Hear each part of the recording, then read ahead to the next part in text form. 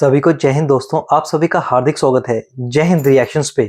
आशा करता हूँ कि आप सभी लोग बहुत अच्छे होंगे। तो आज हम आपके एक लेटेस्ट और एक बहुत ही इंपॉर्टेंट वीडियो लेकर आए जिसमें आप देखेंगे भारत और पाकिस्तान पत्रकारों के बीच में हुई एक जबरदस्त और दमदार डिबेट, जहां पे आप देखेंगे भारत की तरफ से होंगी भारतीय कश्मीरी पत्रकार याना मीर और पाकिस्तान की तरफ से होंगी आरजू काजमी और फकर यूसुफजई। तो ये वीडियो काफी इंटरेस्टिंग होगी, आपको बहुत कुछ जानने को मिलेगा। तो इसे अंत तक देखें और चैनल पे नए हैं तो चैनल को सब्सक्राइब कर दें ताकि हम आपके लिए इंपॉर्टेंट, इंटरेस्टिंग और दमदार वीडियोस लाते रहें। जय हिंद, जय भारत। अस्सलाम वालेकुम, नमस्कार, सत श्री अकाल एंड गुड इवनिंग। मैं हूँ आरज़ू काज़मी और बहुत अरसे के बाद हमारे साथ हैं जी याना मीर और बहुत खुशी हो रही है याना को देखकर। Thank you so much Yana कि आज आप आई हैं, बहुत शुक्रिया। वालेकुम अस्सलाम Arzoo, thank you for having me on your show. और बहुत शुक्रिया फ़खर कि आपने भी ज्वाइन किया है। फ़खर यूसुफ़ज़ई भी हमारे साथ है और आज हम पाकिस्तान में ब्लैक डे मना रहे हैं कश्मीर को लेकर, यानी कि वो भी भारत साइड कश्मीर को लेकर, जम्मू कश्मीर को लेकर। हमारे यहाँ जो कहा जा रहा है कि 78 ईयर से भारत जो है वो कश्मीर के लोगों पे जुल्म कर रहा है। तो मैंने सोचा कि अगर मौका लगे और याना आ जाए इस शो में तो इससे अच्छी क्या बात हो सकती है।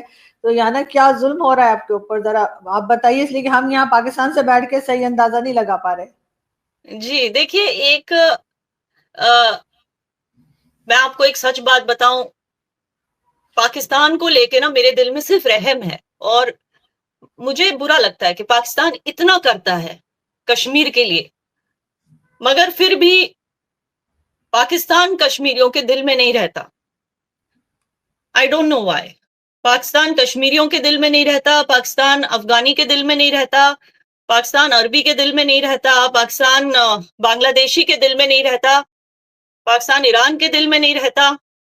तो एक अच्छी हमसाए, एक अच्छे पड़ोसी होने के नाते से मैं पाकिस्तान को एक ही नसीहत देना चाहूंगी कि पाकिस्तान उसमें क्यों नहीं रहता, वो क्या कहते हैं उसको, औकात। No, seriously, it's not a joke. Because Pakistan जब औकात में रहना शुरू कर देना तो बहुत सारे लोगों का इससे फायदा होगा, खास करके कश्मीरियों का।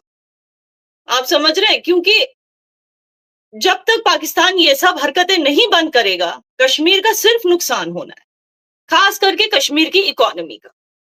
क्योंकि देखिए, आप खुद देखिए, ये एक तो ये प्रॉब्लम ये है कि पाकिस्तान प्रोटेस्ट वगैरह तो कर लेता है, मगर पाकिस्तान कभी एक्सेप्ट नहीं करता कि टेररिस्ट एक्टिविटीज की वजह से कश्मीर में कितना नुकसान होता है। ये कभी एक्सेप्ट क्यों नहीं, ये एक्सेप्ट करने की हिम्मत क्यों नहीं है पाकिस्तानियों में कि हमारे इन हरकतों की वजह से टेररिज्म को बढ़ावा होता है। बिकॉज ठीक है, आप लोग कहते हो ये स्टेट स्पॉन्सर टेररिज्म नहीं है, जो हमारे यहाँ होता है वो पाकिस्तान की तरफ से स्टेट स्पॉन्सर्ड नहीं है, लेकिन ऐसी हरकतें करने की वजह से लोगों में, वो जिन लोगों के अंदर टेररिज्म होता है, देखिए अंदर से टेररिज्म कब निकलेगा, जब बाहर का माहौल ठीक हो। जब बाहर आप लोग इस तरह के प्रोटेस्ट करके, इस तरह की एक तरह का हेट है ये फैलाना, भारत के खिलाफ एक हेट कैंपेन हो गया ये। कश्मीरियों के साथ अगर हमदर्दी है वो नहीं नजर आ रहा है, ये नजर आ रहा है कि भारत के खिलाफ ये हेट कैंपेन है। You understanding? तो ऐसे हेट कैंपेन की वजह से टेररिज्म को तो बढ़ावा मिलेगा ही।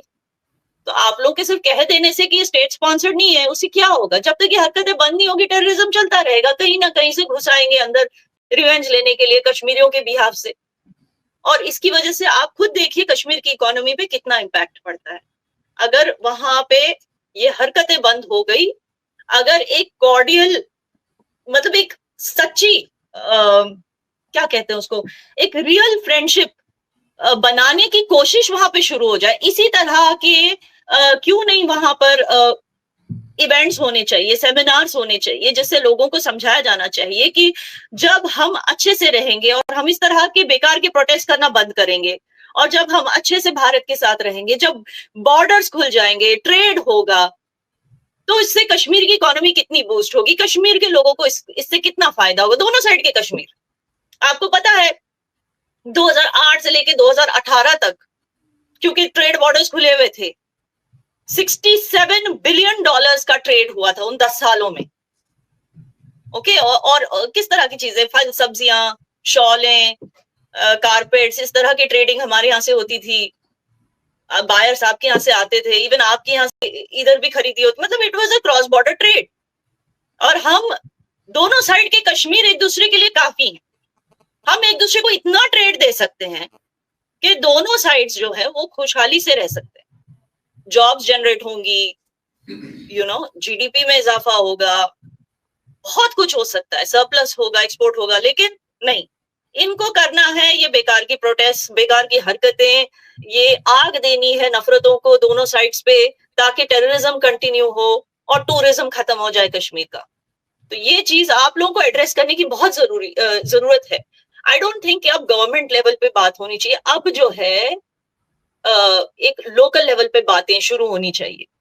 गवर्नमेंट को इनफैक्ट कैंपेन्स क्रिएट करनी चाहिए ताकि उस आपके इलाके का जो कश्मीर है वहां से भारत के इलाके के कश्मीर के लोगों के लिए जो मतलब वो हमदर्दी वगैरह वगैरह जो क्रिएट किया गया है उस सब को खत्म करके एक एक प्रो ट्रेड प्रो इकोनॉमी वाली थिंकिंग को जनरेट करने की जरूरत है लोगों के माइंड्स में, मुझे ऐसे लगता है।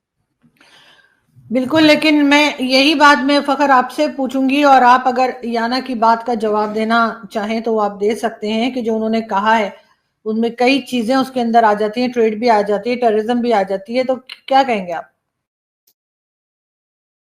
थैंक यू वेरी मच और वेलकम करेंगे याना को आफ्टर वेरी लॉन्ग टाइम।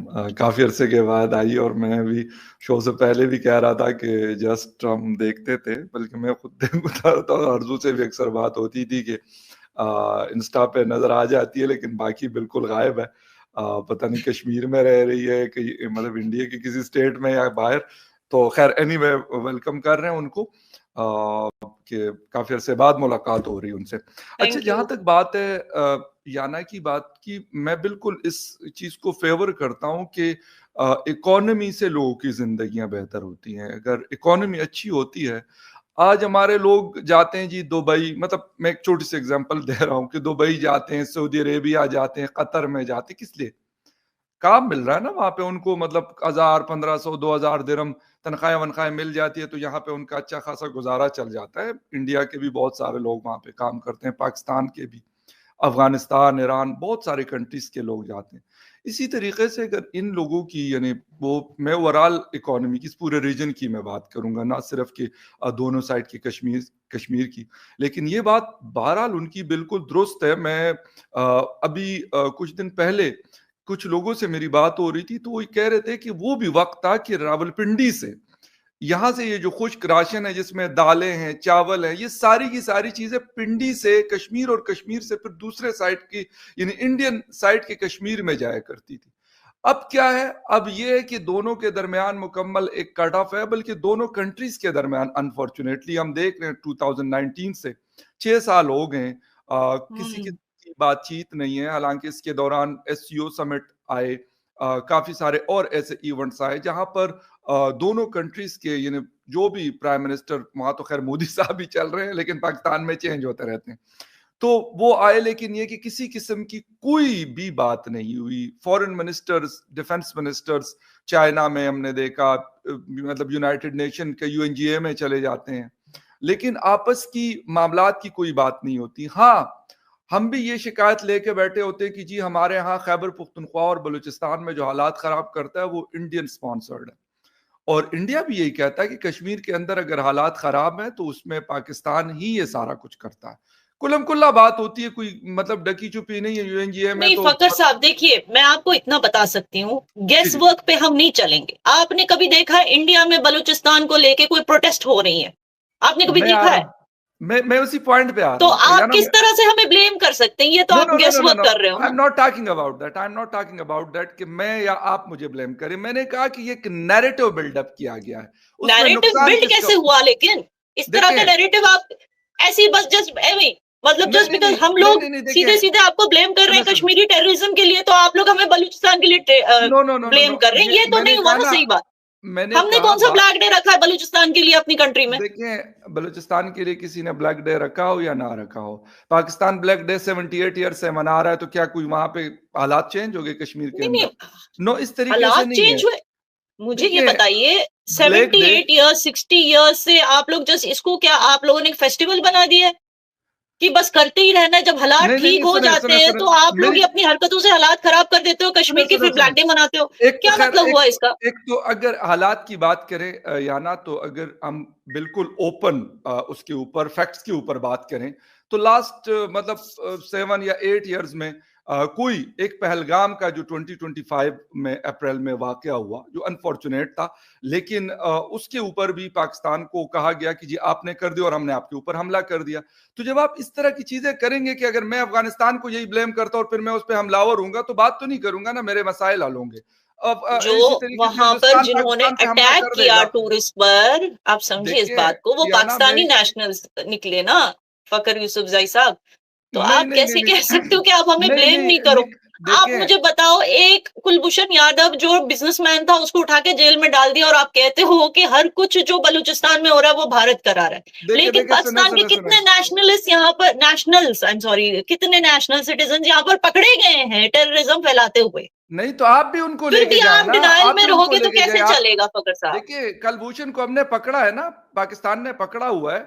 अगर वो बिजनेसमैन है तो मेरे ख्याल में पाकिस्तान के ऊपर इतना इंटरनेशनल कम्युनिटी का प्रेशर होना चाहिए कि 1 मिनट में वो चला जाए। अगर 2019 में अभिनंदन साहब का जहाज यहाँ पे क्या मतलब वो वैसे हमें हमारे ऊपर पूल वो फेंकने के लिए आया हुआ था, वो आया इसीलिए था कि वो लाजमी सी बात है कि एक फाइटर जेट लेके आया हुआ था और उसका जहाज हमने मार गिराया, वो हुआ। वो कहाँ अभी गया था? वो रिसेंट बलूचिस्तान गया था क्या? अभिनंदन बलूचिस्तान गया था? तो बिम्बर में फिर था, बिम्बर बलूचिस्तान में की था। बात हो रही है, आप बलूचिस्तान के लिए हमें क्यों ब्लेम कर रहे हैं? किस मेरी बात सुने, मैं जो बुनियाद बात पे कर रहा हम हूँ पर याना, ब्लेम जा रहा है यू आर बलूचिस्तान नॉट को गेटिंग लेकर? माय ये जरा पॉइंट। समझाइए। No, no, no, no, no, मैंने कहा ना, ये मेरा पॉइंट ऑफ व्यू नहीं है। आई एम अ जर्नलिस्ट और मैं फैक्ट को रिपोर्ट करता हूं। खैबर पख्तूनख्वा के अंदर क्या होता है, मैं तो यही कहता हूं ना कि आप सिर्फ अफगानिस्तान को ब्लेम करके और कहें कि खैबर पख्तूनख्वा के हालात ठीक हो जाएंगे, तो नहीं होंगे। आप बलूचिस्तान के लिए हिंदुस्तान को ब्लेम कर दे और आप कहें कि हालात ठीक हो जाएंगे, नहीं होंगे। ये तो मेरा स्टांस है और कुलम खुल्ला है। मैं बार बार ये बात करता हूं कि इस तरीके से हालात ठीक नहीं होंगे। आपको इंटरनली अब बलूचिस्तान के लोगों के क्या कंसर्न्स हैं, बलूचिस्तान के लोग मांग क्या रहे हैं, बलूचिस्तान के लोगों की नाराजगियां क्या है, वो हमसे दूर क्यों है, हमें इन चीजों को एड्रेस करने की जरूरत है। बाहर वाले को हम एब्सोल्युटली। देखेंगे, तो ठीक क्या है। आप मानते हो, आप दोनों को मैं ये सवाल पूछना चाहूंगी, क्या, सॉरी शो आरजू का फिर भी सवाल मैं पूछ रही हूँ।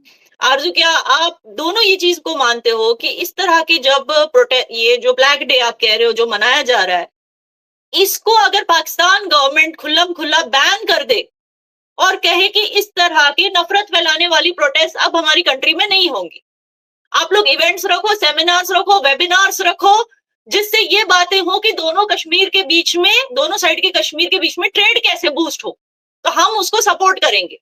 लेकिन अगर आप लोगों ने ऐसी नफरतें प्रोटेस्ट की, ब्लैक डे बनाया, नफरती चीजें, नफरत की आंधी फैलाने की कोशिश की, तो इसको हमारी कंट्री, हमारी गवर्नमेंट सीधे सीधे बैन कर देगी। क्या आपको नहीं लगता कि पाकिस्तान को, आवाम को ये समझाने की जरूरत है?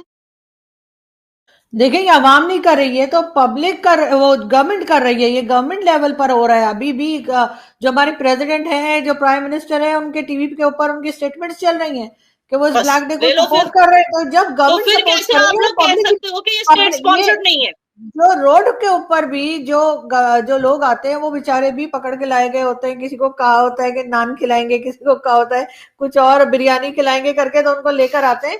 आम पब्लिक नहीं निकलती है इस तरह के प्रोटेस्ट में। और जैसे मैंने आज सुबह भी मेरी वीडियो में कहा है कि पाकिस्तान तो अपना कश्मीर का केस बहुत सालों पहले हार चुका है, लेकिन हम मान नहीं रहे। या तो हमने इधर भी कोई डेवलपमेंट की होती, यहाँ भी कोई पैसा लगाया होता, यहाँ के कश्मीर के लोग प्रोटेस्ट ना कर रहे होते कि गवर्नमेंट के खिलाफ। कुछ दिन पहले, फखर को भी याद होगा, आपको भी, कि कुछ दिन पहले कितना प्रोटेस्ट हो रहा था हमारी साइड कश्मीर पे, तो शायद हम कोई बात करने के काबिल थे।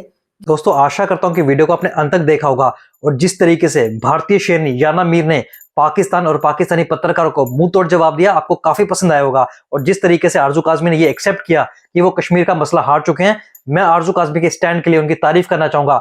पर मैं फखर यूसुफजई को ये जवाब देना चाहूंगा। उन्होंने कहा कि जो पाकिस्तान ब्लैक डे मना रहा है कश्मीर के लिए, ये पाकिस्तानी सरकार का फैसला है। पर यही बात मैं उनको कहना चाहूंगा कि सरकार वही फैसला लेती है जो पब्लिक के सेंटिमेंट्स होते हैं। पर हम जानते हैं पाकिस्तान के हालात, जो भी फैसला होता है ना वो सरकार लेती है, ना ही वो पब्लिक को देख के ले जाता है। जो भी फैसले होते हैं वो पाकिस्तानी आर्मी के होते हैं और पाकिस्तानी आर्मी के अंदर भारत और हिंदुओं के खिलाफ सिर्फ नफरत भरी है। बाकी दोस्तों, आशा करता हूं वीडियो आपको काफी पसंद आएगी। वीडियो अगर आपको अच्छी लगी है तो इसे लाइक और शेयर जरूर करें और अपने विचार हमें कमेंट सेक्शन में लिखकर जरूर बताएं। और एक बार फिर चैनल पे नए तो चैनल को सब्सक्राइब कर दें। जय हिंद, जय भारत।